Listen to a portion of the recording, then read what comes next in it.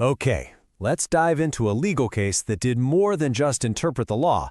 It really got to the very soul of a nation. This is the story of a judgment that had to grapple with centuries of injustice and try to map out a new path for India's future. I mean, that's the tightrope India had to walk, right? It's a question that cuts right to the core of what equality even means, and it lit a legal firestorm that would completely reshape the country's social fabric for decades to come. So, to really get this, our story has to start with the Indian Constitution itself. The people who wrote it, they knew about the deep-rooted exploitation faced by what they called backward classes. So they built in ways to try and lift them up. And right at the heart of that promise is Article 16.4. You can think of it as a really powerful tool, one designed for positive discrimination, to break the hold of privilege on government jobs. But that simple question of who exactly is a backward class was about to become a national flashpoint. Okay, let's fast forward to the 1980s. The government decides it's time to get a real answer to that explosive question. So they set up the Mundell Commission to identify these backward classes all across the country. And what they produced? Well, it basically lit the fuse on a ticking time bomb. The commission made this incredibly powerful and really controversial recommendation: a 27% reservation in all central government jobs and public institutions for what they called socially and educationally backward classes, or SEBCs. And remember, this was on top of the 22.5% that was already there for scheduled castes and tribes. And this is where it gets so fascinating. The commission didn't just guess this stuff. As you can see from this table, they came up with this really complex, data-driven system. They used 11 different indicators: social, educational, and economic. They were really trying to make it objective, where caste was a big factor for sure, but it wasn't the only factor. Now, for almost a decade, that report just sat on a shelf.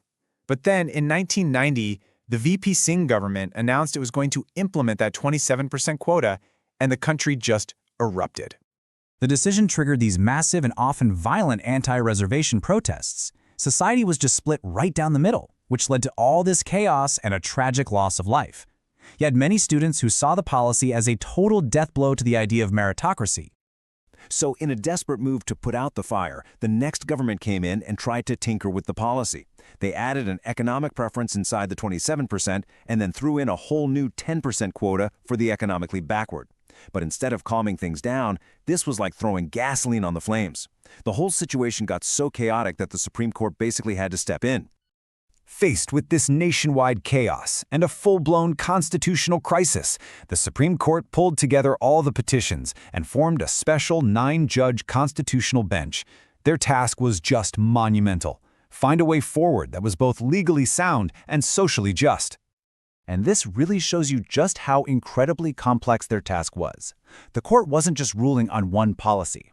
It had to answer 11 fundamental questions about the very meaning of equality, what a class even is, and what the limits of state power are. The legal battle in the court was fierce. On one side, you had petitioners arguing that using caste for reservation just violates the whole principle of individual equality and would hurt the government's ability to function. On the other side, the government argued that, look, caste is an undeniable reality of social backwardness in India, and reservation is a necessary way to compensate for history. And then, on November 16, 1992, the verdict came down. In a landmark 6-3 decision, the Supreme Court delivered its judgment in Indra Sawhney versus Union of India.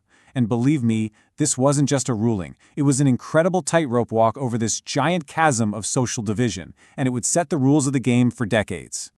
So here's the bottom line. The court upheld the 27% quota for OBCs. That was huge. It basically validated that caste could be a basis for identifying social backwardness, but it struck down that new 10% quota, making a really crucial distinction. The Constitution allows for reservations based on social backwardness, not just because someone is poor.